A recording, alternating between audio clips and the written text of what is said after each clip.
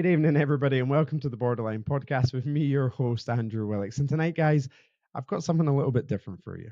Tonight, we're going out with the normal narrative of just focusing on mental health, and we're actually going to go into a subject that holds great interest to me personally, and that is the origins of our existence. And tonight, we welcome Dr. Simon Duan onto the Borderline Podcast. He's the founder and CEO of the Computation Lab, researching the post-materialistic paradigm that unifies consciousness, mind, and matter. And he's also developed the hypothesis known as the Platonic computation. Computation Labs is also developing new post-materialism technologies to help people transcend the matrix and to be able to manipulate and be in better control of a mundane reality. These technologies are being applied to the spiritual and personal development, innovative healing and healthcare practices, the metaverse, and of course, artificial intelligence. But Dr. Duan also has a long-standing interest in the paranormal research, as we're going to cover tonight. And he was actually the past vice president of the Chinese Parapsychologists Association. So he's coming from a guy of great knowledge and experience background too. We're not just going to talk about the simulation hypothesis, we're going to talk about that paranormal research too.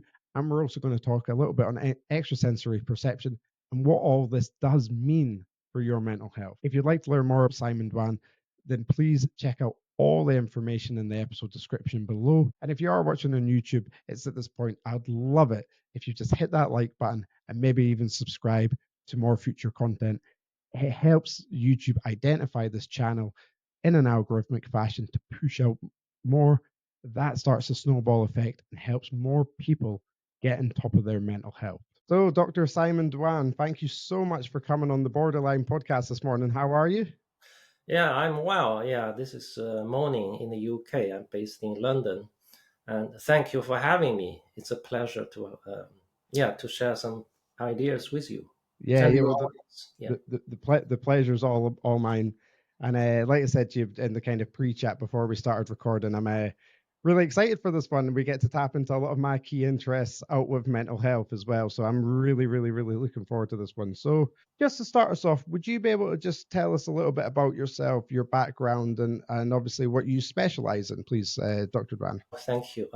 Simon Duan. I came to the UK from China in 1980s. As a student, I did my formal education in Cambridge. I end up with a PhD in material science from Cambridge University. And after that, I spent a couple of decades doing research and development, developing new materials and new processes making materials and find application for new materials. So that's my early career as a research scientist in material industry. So I'm supposed to be a materialist scientist. But then in early 2000, I came across some paranormal phenomena, which triggered my interest in looking beyond material. Yeah, beyond this physical reality.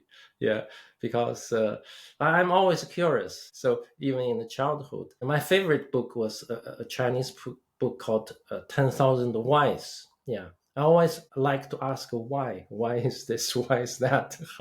How this happens? So paranormal phenomena triggered my interest to ask more whys. Yeah, why those kind of things can happen, and because the materialist science cannot explain it, and I have to look into different perspective into this reality, expand my scope of exploration of reality. So as a material scientist, you really focus on only one subset of phenomena, which are materialistic physical phenomena, which you can reproduce, you can bring into the lab, you can study it systematically under controlled condition.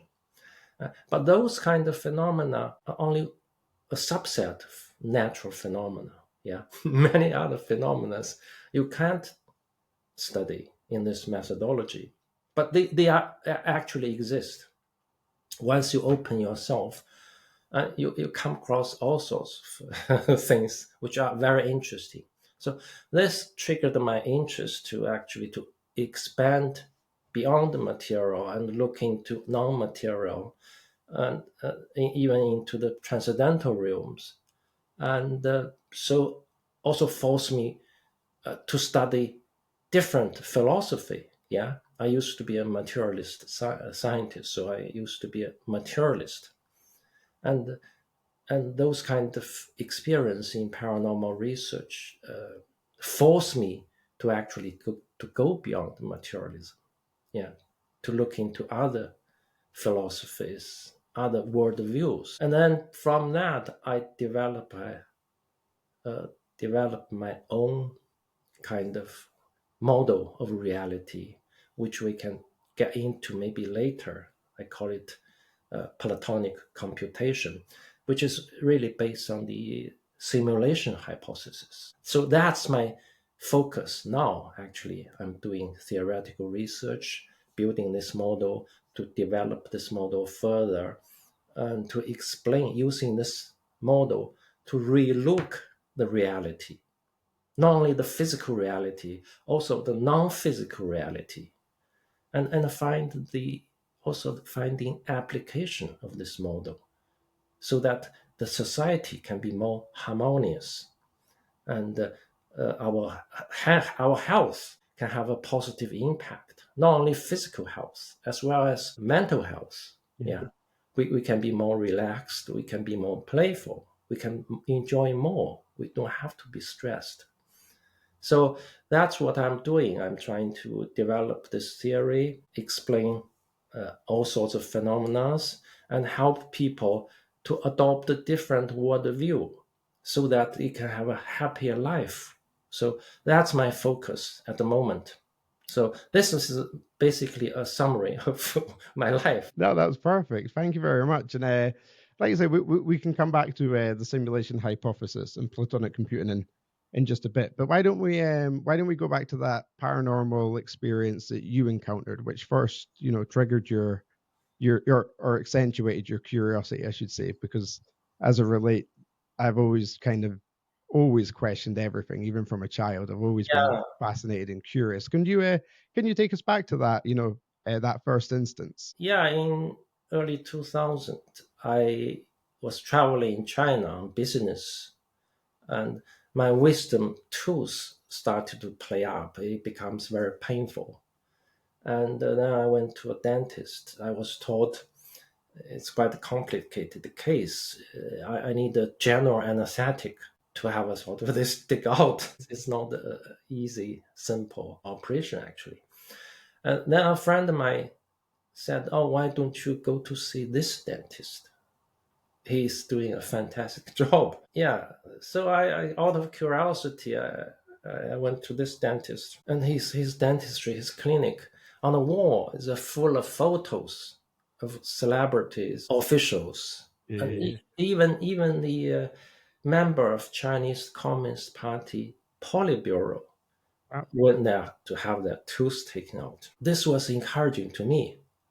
Yeah, I said, "Oh, yeah, yeah, he's doing a sort of he doesn't mean his business. So yeah, let me go ahead with this guy." What he did was very simple. Actually, he just used a pair of tweezers to take it out effortlessly. Yeah, I felt a bit of discomfort, but nothing very painful. And then we went to lunch together. And so during lunch, I was really curious. Asked, well, what happened? What the hell did you do to me? And he said, I have a incantation. Yeah, it's a 5-syllable incantation. I don't know whether you're familiar with incantation.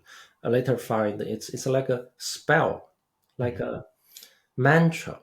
Yeah, and he said I use this to loosen my patient's teeth so I can take them out effortlessly. This really triggered my interest because I couldn't explain it in terms of material, in terms of physics. And I also stayed some time in his clinic observing he's treating other patients. Half of the patients went to see him is already have their sort of operation with the conventional dentist. Yeah, they end up with the roots of their teeth stuck in the gum. So they only have half the job done. The other, Yeah. the rules is stuck in it. So with this dentist, he can actually using his mantra, using his incantation, so that those roots actually pop out. Yeah. That's It's magic, isn't amazing. it? Yeah. Yeah, it's amazing, but it's puzzling also. Since I got involved in paranormal research circle in China, and so I spend all my off-duty time visiting weird people, observing weird phenomena. Yeah, so I come across a range of things. We don't have time to go into detail, but it's a lot of ESP, yeah, remote Yeah. viewing. It's quite routine. Yeah, also manifestation. They can just some of them can manifest things Yeah. from thin air. Yeah, and they can change the taste of drinks, alcohol. They can turn object. They can turn plants. You can turn a red apple into green apple, green apple into a red apple. They can change the property of matter. They can teleport things. They can move object from one location to another. Yeah, we actually did experiment. We used the GPS tracker. Yeah, so we can actually track the object. Psychic people moving using their psychic power. We can Wow. track the trees and all sorts of things. Initially, it's a fascination, and then it's bewilderment. Yeah, because it bothers me. As a scientist, I need to explain it. I need to understand how this can happen, why it's happened. It has been like a intellectual itch, so I need to scratch it somehow. So this is driving force for me to develop an alternative model to look at this kind of reality and to understand the world better, so that we have an alternative view of the reality. Yeah, instead of a materialistic reality, Yeah. which I have been mainly educated into. I find it becomes very restrictive, very frustrating, especially if you expand yourself into different phenomena in life. So that's my first encounter, and the success encounter. I have loads. I'm still saying things all the time. We have a annual gathering. We have a conference. The paranormal researchers come together in China to exchange our research. We always invite the psychic people to come to do some demonstrations, and it's really good fun. See what they can do. Of course, paranormal research is a subject in the West. Also, we call it parapsychology. Yeah. So many universities actually have this course in, they call it parapsychology, and we have a parapsychology association in the West where we have an annual meeting also. In the past, this past August, I was attending this year's parapsychology convention in Merida, Mexico. Oh, Yeah, wow. Nice. yeah. So we also have a gathering. I was ex- uh, presenting a paper also at this conference. So yeah, this is what triggered me, and this is what might continue research into these fields. Yeah. So, like you say, try to understand a universe where this would be allowed to happen. To want to have a better word, can we'll go to a little bit of the simulation hypothesis just now, if that's okay. And could you just briefly explain, how the very first origin of the simulation hypothesis came about, and how obviously that's transgressed to what it is now, as to being quite a popular theory when we include the likes of Hollywood, The Matrix, that's influence. Mm, Could we just talk about simulation theory as its origin to where it is now, and then we can go into a little bit of Platonic computing after that? okay, I think it's actually quite natural occurrence natural process in our human civilization, because we have always been wondering what the reality is, and we want to find regularities, try to understand what the rule set of this reality. That's part of our human curiosity as a species. Yeah. So what we do is we normally use familiar metaphors, try to understand things. Yeah. Yeah, yeah, metaphor is very useful, very important to understand things, and it's I think it's the main tool we use to understand things. Yeah, for example, if we want to understand elephant, assuming we are blind, yeah, we normally use metaphors like a pillar, like a wall, yeah, like a tube, yeah, like a rope. We use metaphors actually to understand what elephant is. So that's our sort of a comprehensive process of human curiosity. Similarly, we use metaphors to understand the reality. And those kind of metaphors also evolve throughout the history. In mechanical era, at that time we have clocks and watches. Yeah. So we understand the reality as a clock-like machine. Newton's mechanics is basically a set of equations to describe the macro objects, yeah, how it's going to be moved into at the next time, next t. Yeah, you have a t and you have a delta t. What's going to be the position in the next t, the time? So it's like a clock. We model the universe as a clock-like machine. When human society was electrified, we had a new concept called electricity. So we use this new concept to model the micro-universe. So in our model, we have the nuclei, which is the positively charged. We have an electron, which is negatively electrically charged. So those two kind of electrically charged interact so that the atomic model can work. So we use electricity to model the reality at micro level. Now we're in the information age. Yeah, we have new metaphors like computer information processing, big data, virtual reality, and now a very hot topic, artificial intelligence, Yeah. AI. So all those metaphors give us new inspirations to come up with new model of reality. The first person who actually suggested this idea is a German computer scientist. His name is Konrad Rose. He's a pioneer in computer engineering. He built the first programmable computer in 1940s in Germany. He was really pioneer. 1969, in one of the talks at MIT, he actually proposed, "Oh, this universe may not be what the normal understanding is. The whole universe may be a processing output, a computer." Yeah. So that's in 1969. And nothing happens in the next decades or so because no one's interested what he's talking about.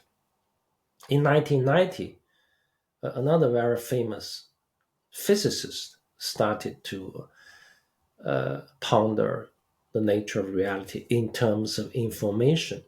Yeah, he proposed a very famous phrase now. It's called "it from bit." Yeah, everything physical has an origin as information. Yeah, and another computer scientist, Edward Fredkin, is an MIT computer scientist. He also proposed there should be another place he called other, which hosts the engine, which runs the physics. So those are the pioneers. But even in 1990s, their thoughts wasn't taken seriously by mainstream science, mainstream scientific community. Didn't really sort of pay much attention. to this idea. However, the popular medium, popular culture has picked up ideas successfully. Yeah, typically movies and TV series and sci-fi novels. There's a lot of those kind of yeah. Most of the famous is the Matrix. Yeah, Yeah. the movie Matrix actually popularized the idea to a very large audience. But also, there's loads of other novels trying to sort of describe this reality as a matrix, as a computer generated reality. So in 90s, 2000, it's mainly sort of popular culture talking about this. But more recently, we have scholars actually started to be interested in this topic. You're talking about serious philosophers like Nick Bostrom Yeah. in Oxford University. We have many physicists, cosmologists, biologists, also technology leaders like Elon Musk. Uh, they all kind of started to think, ponder this question seriously. And so, but so far, I think mainly we are really just speculating. Yeah, it's not yet a scientific model. It's just speculating. Yeah. We argue, and we have different views. For me, if we want to progress from speculation into a scientific model, we need to answer a number of questions, such as if this reality is generated by computer, where is the computer? Yeah, Yeah. and what is made of? Yeah, where is it coming from? How is it built? What's the sort of property of this computer? Yeah, of course, there's also a big question: who is the programmer? Yeah. So, unless we understand, unless we sort of address those questions, it remains a speculation. It's not a theory. So, my work has been trying to address those questions. For example, first question: where is the computer? Yeah. Again, there's a different views. Nick Bostrom's view is that this computer actually exists in the future. Yeah. So it's our sort of offsprings in the future with advanced technology. They can make sort of reality equivalent simulation. And they want to sort of simulate their ancestors. We are the result of that simulation and as their ancestors. So he placed this computer in the sort of reality of the physical reality, but in the future. Yeah. Whereas I have a different approach. I place this computer in the transcendental realm. Yeah. It's not in the future. It's now, but it's in the transcendental realm. Yeah. It's not physical realm. Yeah, it's a beyond the physical. I call it the Platonic computer because I use the philosophy of Plato. In Plato's philosophy, there is another level of reality which is not physical. He called it realm of forms.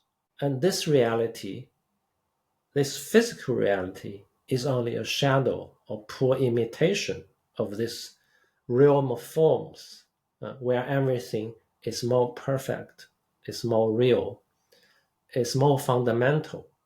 Yeah. So this is the philosophy of Plato. And I borrow this philosophy sort of to put a computer into this realm of forms. Because according to his philosophy, everything physical has a corresponding archetype, Yeah. origin. It's like a blueprint in the realm of forms. Yeah. In this reality, for example, we have all kinds of dogs. We have poodles, we have Labradors, we have pugs, and in the realm of forms, we have a dogness, which is abstract dog, which is the archetype, all dogs. Yeah, that's why we can recognize dog, because in our subconsciousness, in our sort of other level of ourselves, we actually have this concept of dog. That's why we can recognize dog. Yeah. And even the child, they can recognize dog as soon as they see a dog. Yeah. Even they never seen this species of dog, they still know Yeah. it's a dog. Yeah. Yeah. And because we have this realm of reality which we can access subconsciously, because we have another part also in the realm of forms. Yeah. That's why we are different from AI.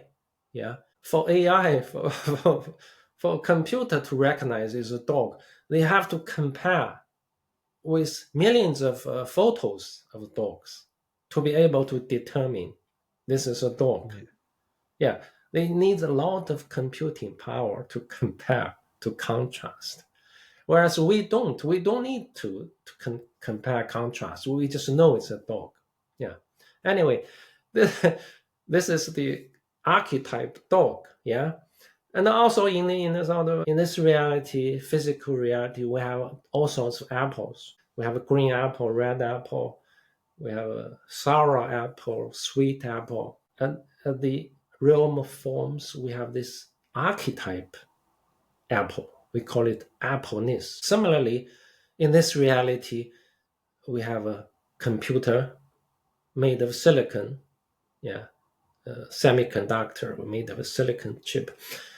And in the realm of forms, we also have a computer, which is archetype of this physical computer, which is more real, it's more fundamental, it's more perfect, it's more powerful. Yeah, in my theory, in my model, it is this Platonic computer which renders this physical reality, Yeah. whereas the physical computer renders the virtual reality. By manipulating the physical computer made of silicon to render virtual reality, we can simulate how this Platonic computer renders the physical reality. Now, this is the essence of my model. Yeah.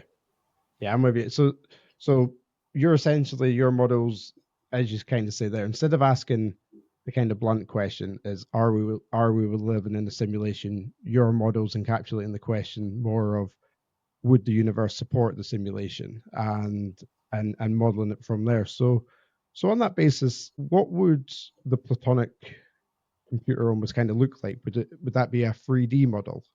If we're talking about running up into different universes being parallels. Yes, this is an abstract computer. It's actually beyond space and time. Space and time are the result of this computation.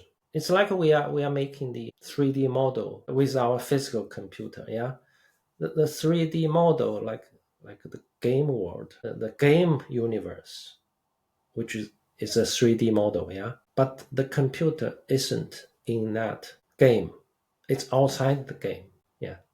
So when you ask whether this computer is a 3D or not, it's a beyond dimension. It's abstract. Yeah, Yeah. it's not within the space and time. It's outside. It's a bit of abstract, but it still operates on the same principle, on the binary. Computer is basically manipulating of the polarity, the two states. Yeah, in computer, computer is basically a bunch of switches on off. Yeah, when you put them together, you can do marvelous things. But fundamentally, they are basically a switch on off switch. And whatever the operation is, it's a logical manipulation of this on off switch. Whereas on off switch is kind of logical operation. And logical operation does not have to be physical. We can think logically. Mhm. Yeah. Although we use physical computer to express this logic physically using a physical semiconductor switches. But fundamentally, the logical operation does not have to be physical. As long as it's logical operation, we can do computation. And this Platonic computer is basically operate on a logical cooperation at abstract level. So also this computer can operate at a different clock speed. Yeah. At each clock speed, you generate a reality which has the different refresh rate. The clock frequency, the oscillation frequency of this clock generate the refresh rate of a reality which it renders. Yeah. And that refresh rate also determines the vibration frequency of this reality. So by operating this Platonic computer at a different clock speed, therefore we can generate different level of reality with different vibration frequency. It can be likened to a different radio and TV station. Each of them actually have their own vibration frequency. Yeah. Yeah. So they broadcast those information with that frequency. And when we tune in the different TV station, we actually tune in different vibration frequency. So that therefore we can process that kind of information. Right. Yeah. Yeah. Similarly, in this reality, in this cosmos, we have this Platonic computer which operate at a different clock speed, generating different level of reality, and the physical reality is only one of these levels. Yeah, there are many other levels in the cosmos, which we can get into later. But this is the structure of the cosmos. We have this computer, abstract computer. We operate at different clock speed. We generate different frequency signals. We render different level reality. And in this physical reality, we render this data set with different physical properties, different rule sets. Yeah. For example, we give it some constants like 9.8 meters per second square as the constant of this gravity. The gravity basically is a program, and this 9.8 meters per second square is a parameter in this program. And this is the rule set which we play in this physical universe. There's other level reality. We can have a different rule sets. It does not have to be physical. It does not have to be obey the law of physics. Yeah, we can be non-physical. We can, yeah, we can define gravity. We can define the law of physics at other level of reality. Yeah. That's really interesting. So, am I right in sort of saying then, if the speed of the clock would alter the frequency, kind of going back into the paranormal phenomenon that we experience today, would it be right to assume then, if I was at a certain frequency and then all of a sudden another parallel was at that same frequency, would that then allow me to see that other parallel? Yes, So, in theory, if there was an apparition or if there was a UFO, is that essentially what you're saying, that when them frequencies are matched, that then allows us to see what we define as paranormal today? exactly. Yeah. So many levels of reality can just they have a default frequency, yeah, and which is different from our reality, this physical reality frequency. However, sometimes they they can tune in our frequency temporarily. Then they become invisible to us. Then they just suddenly turn their frequency back to their default frequency. Then they disappear. Yeah. So that's how I see what UFO is. They are not in this reality, but they sometimes tune in this reality. For some people, they can tune in their own frequency into different level of reality, so they can see UFO all the time. Actually, they can see aliens all the time because UFO aliens, they are not from far distance, yeah, from millions of light years away. They are not. They are here already. They just broadcasting at a different Yeah, like the TV radio. station. Yeah. Yeah, they are already here. It's not, they don't need to travel here. They are in the same space, but different vibration frequency. And sometimes tuning our frequency become visible for everyone. And some psychic people, they tune in different vibration frequency. They can see them all the time. Similarly, like apparition, one of the topics we study in parapsychology is actually apparition. I don't know whether you know apparition or not. Yeah, yeah, Yeah, yeah. So they appear, they disappear. yeah. Sometimes they make trouble, Yeah, sometimes they I think don't. I've seen something kind of similar in my experience at Yeah, like a yeah. castle. Yeah, They can appear and disappear. Nowadays, actually, a lot of them are captured in camera because digital camera are so cheap now. Yeah, they are everywhere. They are on the street and they are in the garden, they're everywhere. You can see on the internet a lot of people sharing this kind of information. So so they appear and disappear. They go through walls, and they are strange. But I think those are the conditions where they tune away from that default frequency into this frequency, so that therefore the camera can capture them. Yeah. that's fascinating because one of my own inner kind of pre-chat before we started recording, I was saying I had my own kind of personal questions, and like I said, I'm a big believer in just about anything, and I like to believe that anything's possible. And I'm a massive Bigfoot or a Sasquatch enthusiast, which is quite rare in Britain. I don't know, a bipedal ape, the big kind of hairy man that you get spotted in America. And a lot of the sightings that people see with that are that they see it and then it just vanishes. It's as if it was never there to begin with. And then there's no credibility there because they might get a photo and then they swear it was there. But that now makes sense, doesn't Yeah, it? yeah, Yeah, yeah. totally. Yeah, once you understand the mechanism, they become sort of a kind of normal. Yeah, Yeah. because they do occur, and they become understandable. Normally, they don't do any harm to us. Yeah, because there's no. It's like two TV stations. They broadcast different programs, so they don't actually interact that much. Occasionally, they can. Because that's usually a reaction because we just can't explain it Yeah, normally, can we? But then, like you say, if you look at these sort of theories and and then you open your mind up to the possibility of different realities being real, then you can explain it. And like you say, that's the hardest aspect that we have to paranormal phenomena is mm, explaining it.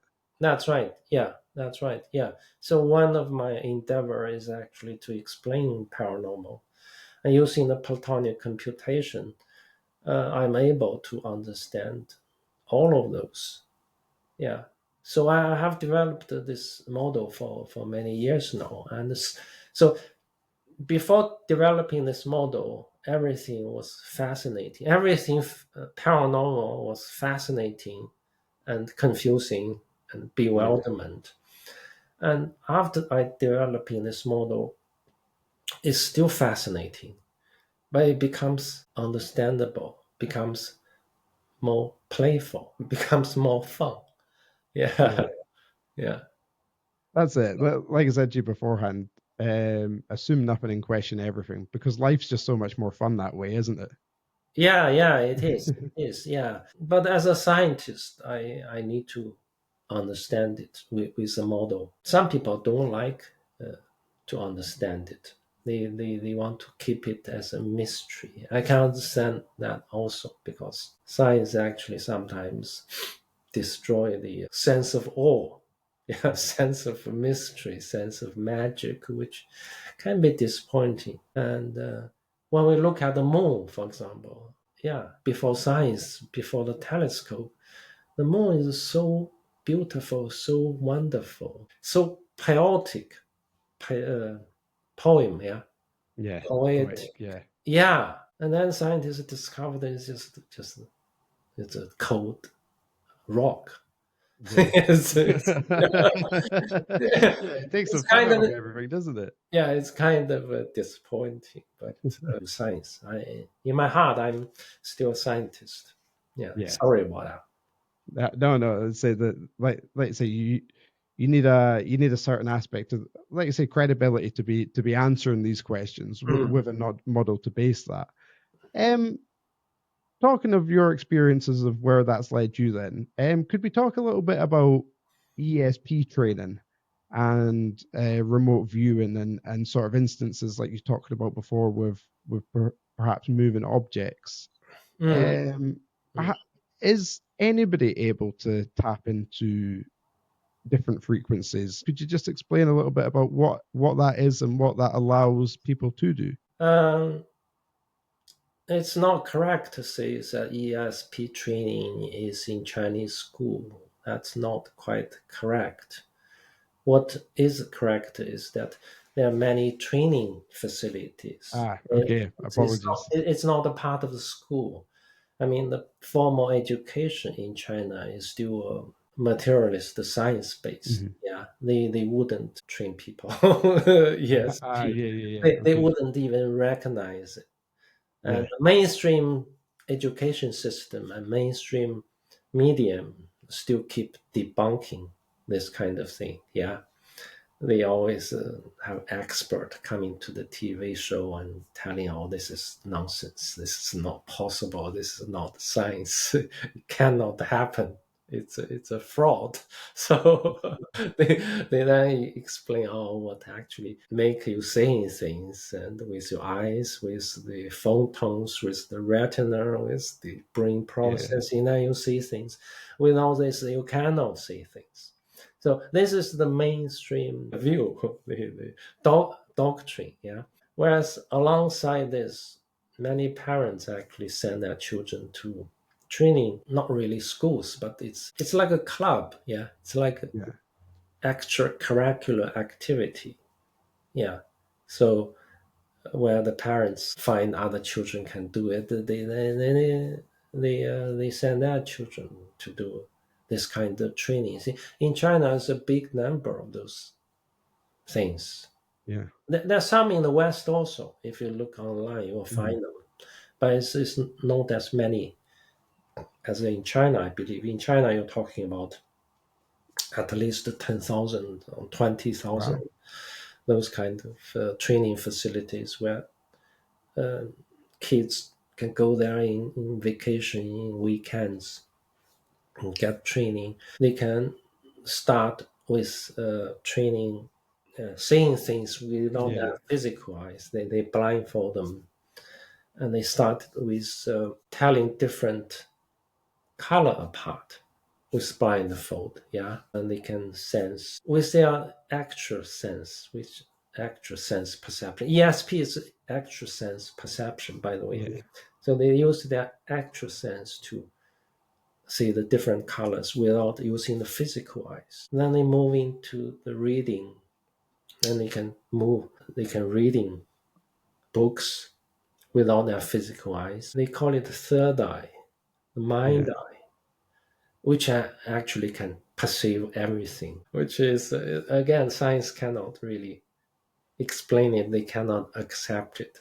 But truly, they have a third eye, they have a mind eye. They can see things which the physical eye cannot see. But they can also see physical things. They can use this mind eye also like a storage place. They can store information. They can read the book and they can basically photograph this yeah. page. So therefore, if you ask them to read backwards, they can read backwards for you. So it's Wow. not memory, it's actually a photograph. Yeah. They can photograph the whole book into that mind storage. Yeah. And yeah, they can just flip through the book, all the contents of the book they can remember. It's already in their storage. So they can read back. If you ask them, yeah, can you tell me what's on the page 120? They can tell you. Wow. That's Yeah. fascinating, isn't Yeah, it? it's a fascinating. They just Yeah. flip through it. And then next stage, they don't even need to flip through it. They can just touch it. All the information is going Yeah. downloaded. Yeah, downloaded. And of course, they can see remote things. Yeah, they can do remote viewing. Use their mind eye. They can see things, whatever distance. Yeah, they can hear voice from very far distance, and yeah, they can do all sorts of things. and they can then move objects. Yeah, they can move object out of the bottle without opening the cap of the bottle. Yeah. Yeah, that becomes PK. That's called psychokinesis. Yeah, Mhm. they have a physical interaction. ESP is mainly informational. Yeah, like a blind reading, like remote viewing, like telepathy. Those are all ESP, extrasensory perception. The next stage is PK, which is the psychokinesis, which is the physical interaction with physical objects, like moving things out and passing objects through a solid barrier, go through wall, and teleportation, manifestation, and all those kind of things. And next stage, the student can actually access a non-physical reality with a non-physical teacher in it. Okay. Yeah. So they can actually, if they want to learn physics, they can get Newton, for example, to teach them physics. Newton is a non-physical, but it's still alive. Still, they can still teach you. Yeah. Yeah, and some kids learn piano. They can get Chopin to teach them, and they make real progress. It's just not the imagination.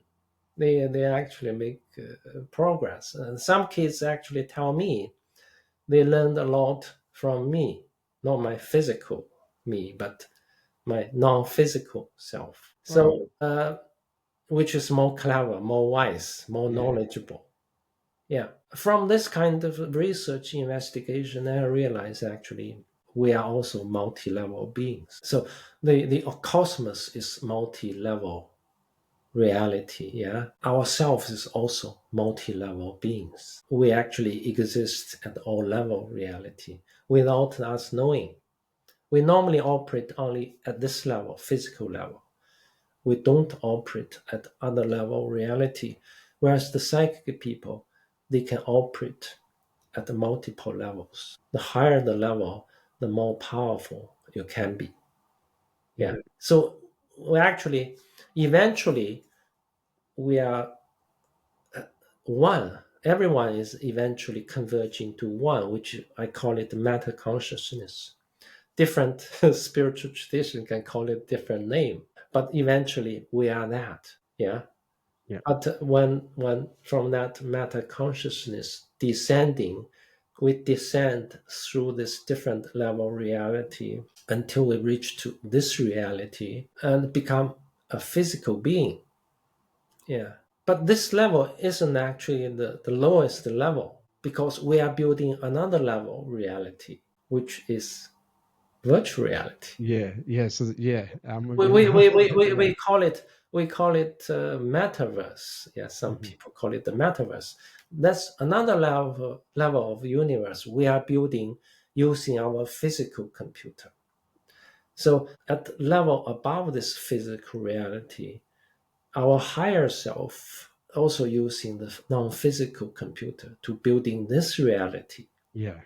And that reality actually also built by the level above. Yeah. But it is not the curtain all the way because every level actually converge into simplicity. Yeah. When we sort of go down, we make diverse, yeah, diversification. Mhm. And when we go back to the source, we converge into simplicity. For example, at high level, we only have a dog. We don't have poodles and Labradors, pugs. We only have a dog. It's Yeah. simple. Yeah. And whereas coming down here, we have different dogs and different size and different colors. We're diverse. Yeah. And when the dog can converge with other mammals into a mammal. Yeah. Mammal can converge into something called a sentient being, for example. Yeah. And which sometimes we call it God. Not the big G, small G, God. Mhm. So we actually converge. But those gods are actually ourselves, higher self. It's not Yeah. somebody else we need to worship. It's ourself. It's our higher self. So we exist at all level of this cosmos. Eventually, we are that highest pure consciousness, matter consciousness, which is all powerful, all knowing, all loving. Yeah, that's the reality. That's our true self. Wow, that was so poignantly put and so informative as well, Simon. Thank you so much for putting it like that. Um, I'd like to ask you just on your take before we finish up, just on mental health. And is there ways in which anybody can help interact with a frequency which then helps their mental well-being? Obviously, we've spoken about things that can help the physical Mm, self mm. beings. Is there anything that we could do in our lives today that would then turn into a kind of more positive mental health experience? I think psychedelics is quite a hot topic, and people have a good experience with that in terms of improving their mental health. I think that's something maybe worth exploring. I'm not a doctor, so I Yeah, know there's a lot of research went into this to explore the health benefit of psychedelics because not everyone can meditate. I think meditation is very helpful. Children are very easy to open up because they just came up from a hmm, high level. Yeah, they are not yet trapped fully in this level. When we actually coming down from the higher level into this reality, it's like wearing a pair of a goggle getting into this level. It's like yeah, wearing a goggle getting to the virtual reality at a level below us. It's when we come from top down here, we're also wearing a pair of goggle. That pair of goggle is this physical eye. Yeah. So we're yeah, actually wearing this goggle to perceive this virtual reality. For children, this goggle hasn't been fixed properly. They may have leaks. yeah, Yeah, so they can still see other level of reality. So for them, it's quite easy. For adult, we already sort of fixed up this goggle permanently. It's like unmovable. Therefore, we cannot access. Sometimes psychedelics can help to loosen up this this goggle. Yeah. yeah, So what this losing, that we can have a glimpse of what the other reality is. So maybe that will help. But I think more helpful for mental health is actually to understand this reality so yeah, that we don't take it that seriously. It's a game. Yeah. Where I experience the game, where I experience the hardship. That's important to understand. Because at other level reality, sometimes we call it heaven. There's no suffering. They don't even have a concept of suffering. They don't have the program in that reality. They don't have a suffering. It's kind of boring. Yeah. hmm, There's no challenge. No, yeah, yeah. You don't have much fun. When you play a computer game, you need challenge to have a sense of achievements, sense of conquering, sense of power. If you don't have suffering, you don't have obstacles, you don't have chance to actually to experience different reality. Therefore, there's no need to be upset about obstacles, about setbacks, about hardships, about suffering. It's something we are here to experience, really, because at other levels and heaven, we cannot experience this level of experience. yeah, Yeah, even as a child, yeah, we try to experience ignorance. Yeah, we sometimes we blindfold ourselves. We try to find things, trying to find our playmates, try to find things hiding. We can actually see with our eyes, but actually we prefer to blindfold ourselves. It becomes more challenging, becomes we become handicapped, but we had fun. Mhm. And we sometimes bump into things, we trip over, we hurt ourselves, we have even injury, but it is still part of the experience. So yeah, just don't need to be taken seriously. Ultimately, we are our true self is that that thing. Sometimes people call it G, big G. Yeah. We are all knowing, all powerful, all loving. We're just here to experience ignorance, experience the handicappedness, and there's nothing to be fear about. And this is only temporary anyway. It's a game. When the game is over, we may choose to play another game, or we want to have a rest. We don't play game anymore. We go back to the pure consciousness. Yeah. No, thank you so much for putting it like that. The thing that I loved about that piece was, like I spoke about earlier, we've had a ton of content with mental health, but that summary of mental health and the way we interpret it, like I said to you before we started recording, I've went on this kind of what I call my spiritual journey over the last 18 months, and certainly what we've spoken about today has resonated with me with that, and perfectly like you put up there, I can totally relate to what you mean there, is that don't take things too seriously. Open up your mind, and then once you understand everything and you understand your environment, then you can interpret that emotion within yourself so much Yes. truer to Mhm. then seeking a result at the end of that. So, but thank you for putting it like that. That was really nicely eloquently put. Simon, I've ran out of time, I'm afraid. This has been one of the fastest hours that I've had in a long time. It's been an absolute fascinating talk with you. Thank you so much for giving me up a bit of your time this morning and coming on the Borderline podcast.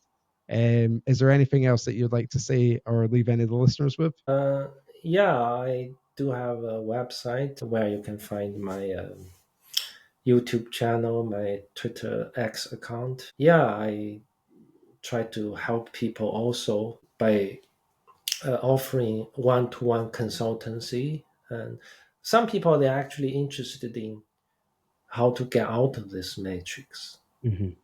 and now I can help people to identify where they are in the matrix and to design a kind of bespoke personal route out of this matrix so they can discover their higher self and their true nature, and they can enjoy this life more. Yeah, so this is what I'm doing now. No, that's brilliant, and let's say that ties in with mental health as well. Though, like you Yes, said, if you're helping people self improve their standard of life, then that's the capture in everything, and that's so special that you found a unique way with your own approach to treat people and help people with their lives. That's that must be something really special to yourself. I got a lot of sense of fulfillment from doing Mhm. that. Yeah, absolutely. Well, Mm. if we have you on again in the Borderline podcast in the future, then maybe we can talk again about exactly the what that is and how you do help people and to potentially escape the matrix or identify exactly where they are in the matrix. Simon, once again, thank you so much for coming on the Borderline podcast this morning. I really have appreciated our chat, and I really have appreciated your insights, your knowledge, and you've completely blown me away. I've sat more of a guest to you speaking today than the reverse. So thank you again once more. Thank you for having me, Andrew. Yeah, thank you. It's been my pleasure. Again, guys, if there's any of the information then you'd like to learn more about Simon, all the information is going to be in the description below. Head across to YouTube and learn a little bit more about what they do across the Metacomputics lab. Until then, guys, I really hope you've enjoyed this episode of the Borderline podcast. From Simon Duan and from Andrew Willox, your host. Good night. Thank you.